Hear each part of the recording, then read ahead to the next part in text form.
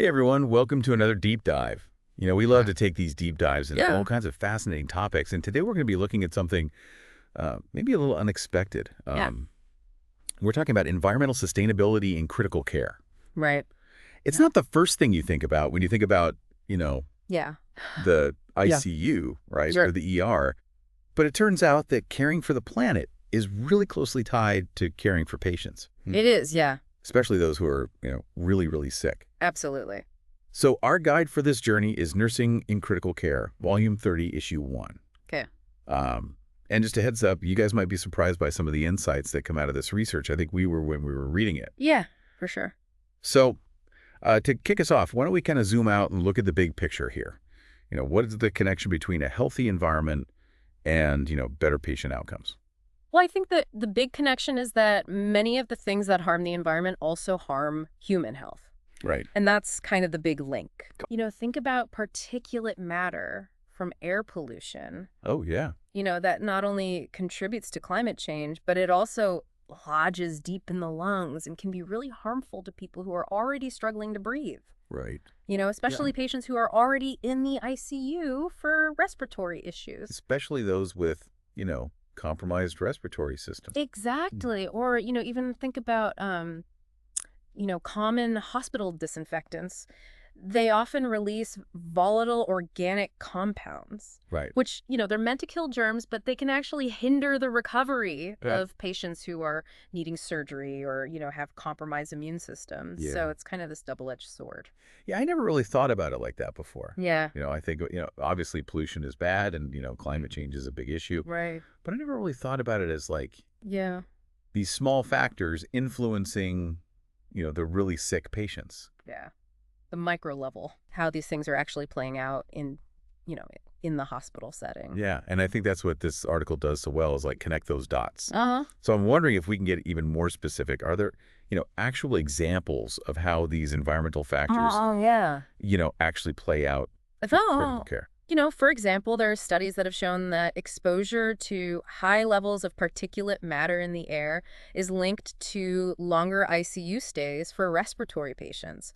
Wow. And it can even increase the risk of complications after heart surgery. Oh, wow. So it's not just, theoretical. Right. These are real, tangible things that are impacting patient care. Wow. That's crazy. And so it's not just air quality that we're talking about here. It's No, not at all. other things as well. Noise pollution is a big one. Oh, right. Because hospitals are so loud They're busy places. all the time. I've got machines beeping. You've got people talking. You've got, all sorts of things going on. Right. And that can really disrupt sleep cycles. Okay. And that can lead to increased delirium in ICU patients. Oh, wow. And it can actually affect their cognitive function even after they've recovered. Wow. That's wild. And, So it's really important. when you think about how important sleep is Oh, yeah. for like the healing process, Absolutely crucial. and to think that that is being affected Yeah. by, something like noise pollution is kind of crazy. It's a bit mind-blowing, isn't it? It is. Okay. So we've painted this picture of like, okay,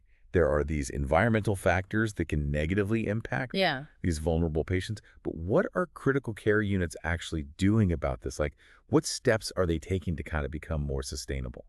Well, the exciting thing is there's a lot of innovation happening in this area. Yeah. Take waste reduction, for example. Okay. We're not just talking about, sorting trash here. Right. We're talking about rethinking entire processes. Well, yeah. So, for example, some hospitals are using reusable surgical gowns and drapes Oh, wow. instead of disposables, which, significantly reduces landfill waste. Right.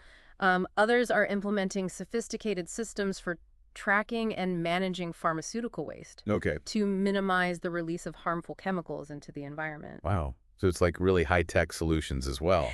Yeah, exactly. Not just, like I said, using the right trash can. Right, exactly. It's really thinking about the whole system. Yeah, wow. And what about something like energy consumption? Yeah. I mean, hospitals are notorious for using a ton of energy. They are. They're huge energy hogs. Yeah, to keep everything running 24/7. 24/7, 365. Yeah. Yeah. So that's a huge area of focus for sustainability efforts. Okay. And a lot of hospitals are switching from fossil fuels to renewable energy sources, All right. like solar panels on rooftops or geothermal heating and cooling systems, Interesting. which, not only reduces their carbon footprint, but also saves money in the long run. Yeah, that's cool. And then you've got new technology like LED lighting and smart building management systems Right. that are making it possible to optimize energy use throughout the facility. That's awesome. I Yeah. love that. I mean, I think that's really exciting to hear about all this innovation and these solutions. Yeah, it's really promising. But I imagine, it can't be easy to balance these sustainability goals No, it's not. with, the strict protocols that are required in a critical care setting. Yeah, you've got to keep things sterile. You've got to That- keep things safe Exactly. for the patients. And so it's a delicate balance. Yeah. What are some of the challenges that, hospitals are facing?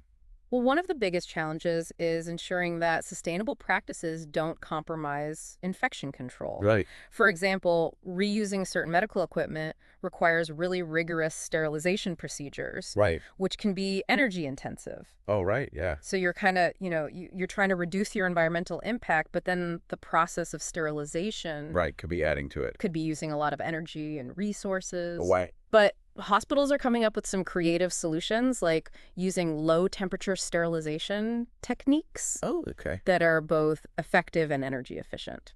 Oh, that's awesome. So it's all about, kind of finding that sweet spot. Yeah. Finding that balance. Yeah. Okay. So we've been talking about this at the level of the individual hospital, Right. the individual critical care unit. But how do these efforts kind of connect to this global challenge of environmental sustainability? Yeah. The macro. The bigger picture. Well, the choices that we make in healthcare have a ripple effect around the world. Right. Hospitals consume a massive amount of resources Yeah. and generate a significant amount of waste. Yeah. If every critical care unit adopted these sustainable practices, it could significantly reduce the healthcare sector's environmental impact Right. and, potentially set an example for other industries to follow. Absolutely. Yeah. So it's like leading the way. Yeah, Setting the example. Yeah, setting the standard. Yeah. Okay. So as we wrap up here, what is like the one thing that you want to leave our listener with? What's like the main takeaway from all of this? I want them to think about the inseparable link between human health and the health of our planet. Right. It's not an either proposition. Right. By prioritizing sustainability in critical care, we're not just protecting the environment, we're Yeah. improving the quality of care for the most vulnerable among us. Right. And, everyone, even outside of healthcare, can Yeah. play a part in this movement Absolutely. by making conscious choices that support a healthier planet. I love that. And, it kind of goes back to that point we were talking about earlier about, Yeah. those small factors really do have an They impact. certainly do. And so if everyone is kind of thinking about this and, making small changes, Yeah. it can really add up to something big. Absolutely. It's a Good. collective effort. Awesome. Well, this has been a really fascinating deep dive. Yeah. I feel like I've learned a lot, and I hope our listeners have as well. And we'll be back soon with another deep dive into something else interesting. Sounds good. Awesome. Take care, everyone. Bye.